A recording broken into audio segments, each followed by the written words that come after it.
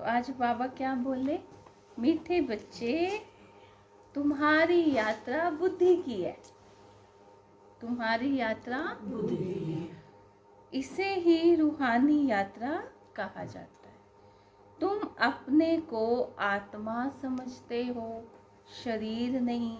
शरीर समझना अर्थात उल्टा लटकना। प्रश्न है, माया के पंप में मनुष्यों को कौन सी इज्जत मिलती है? उत्तर है आसुरी इज्जत। मनुष्य किसी को भी आज थोड़ी इज्जत देते, कल उसकी बेइज्जती करते हैं, गालियां देते हैं। माया ने सबकी बेइज्जती की है, पतित बना दिया है। बाप आए हैं तुम्हें दैवी इज्जत वाला बनाने। किस लिए आए हैं बाप? दैवी इज्जत वाला बनाने। क्योंकि बाबा ने कहा है सम्मान में रहो। कोई आपको मान नहीं दे रहा, कोई बात नहीं, आप खुद को मान दो। जब आप खुद को मान दोगे तो दुनिया भी आपको मान देगी। जब आप खुद को मान नहीं दोगे तो दुनिया भी आपको मान नहीं देगी। ओम शांति। रूहानी बाप रूहों से पूछते हैं, कहाँ बैठे हो?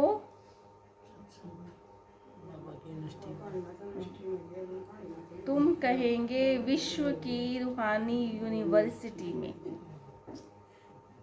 मुरली पढ़ी थी आपने? रूहानी अक्षर वो तो लोग जानते नहीं। विश्वविद्यालय तो दुनिया में अनेक हैं। यह सारे विश्व में एक ही रूहानी विद्यालय, एक ही पढ़ाने वाला है। क्या पढ़ाते हैं? रूहानी नॉलेज। तो यह है स्पिरिचुअल विद्यालय अर्थात रूहानी पाठशाला। स्पिरिचुअल है ना, ऊपर ले जाने की, रूह को ऊपर ले जाने की पाठशाला है। दुनिया रूह को नीचे ले आती है, बाबा रूह को खींच लेता है। जब हम योग में बैठते हैं ना, शिव बाबा बुद्धि को खींच लेता है, बड़े मीठे मीठे फ्रूट खिलाता है। तो बुद्धि खिंच जाए उसके लिए हमें अच्छा योग करना पड़ेगा। तो बाबा कहते हैं क्या पढ़ाता है बाबा? रूहानी नॉलेज। क्या पढ़ाता है बाबा? रूहानी नॉलेज। इतना प्यार देता है कि रूह नीचे आना ही नहीं चाहती।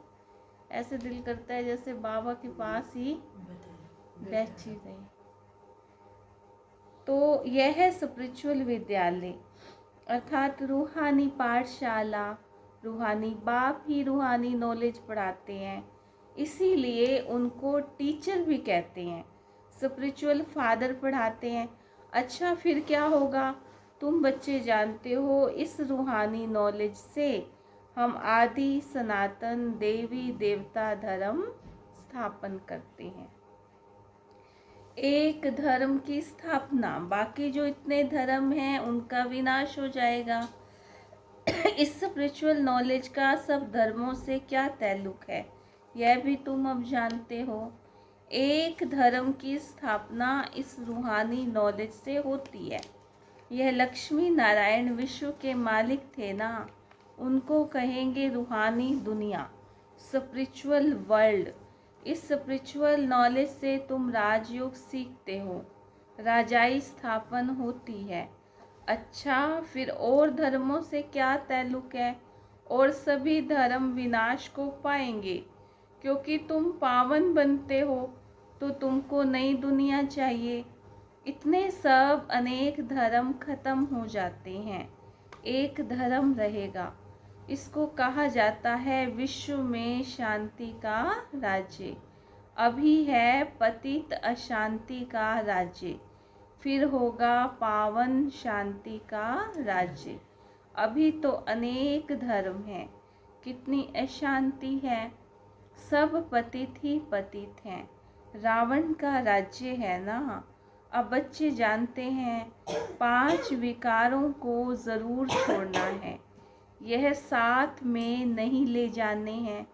आत्मा अच्छे व बुरे संस्कार ले जाती है ना, अब आप तुम बच्चों को पवित्र बनने की बात बताते हैं।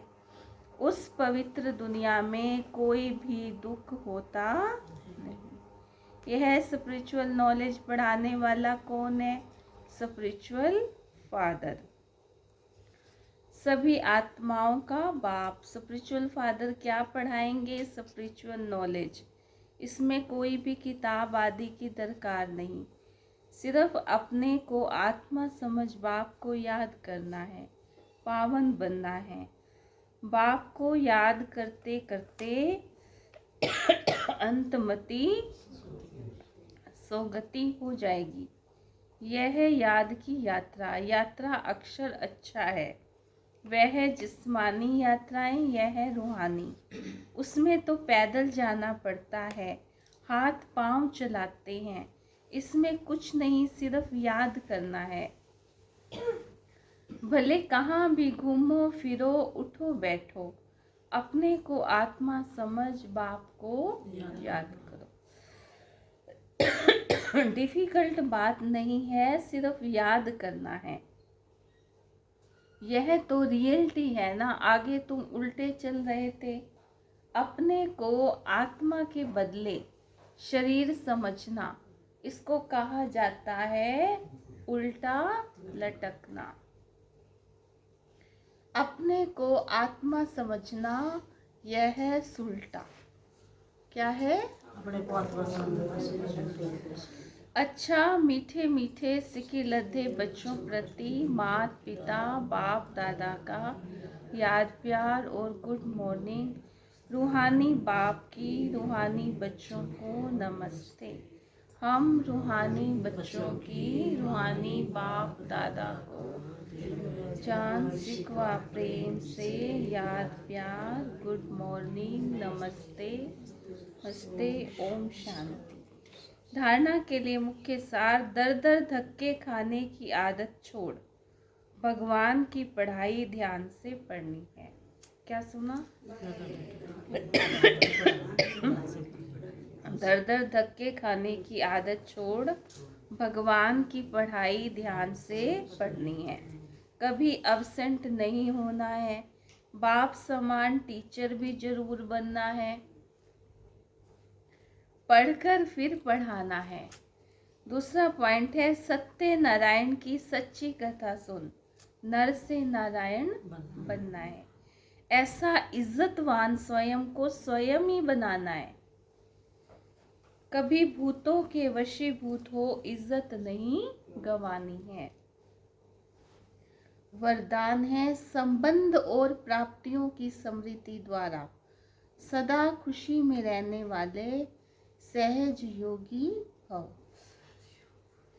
संबंध और प्राप्तियों की समृद्धि द्वारा सदा खुशी में रहने वाले सहज योगी भव। सहज योग का आधार है संबंध और प्राप्ति।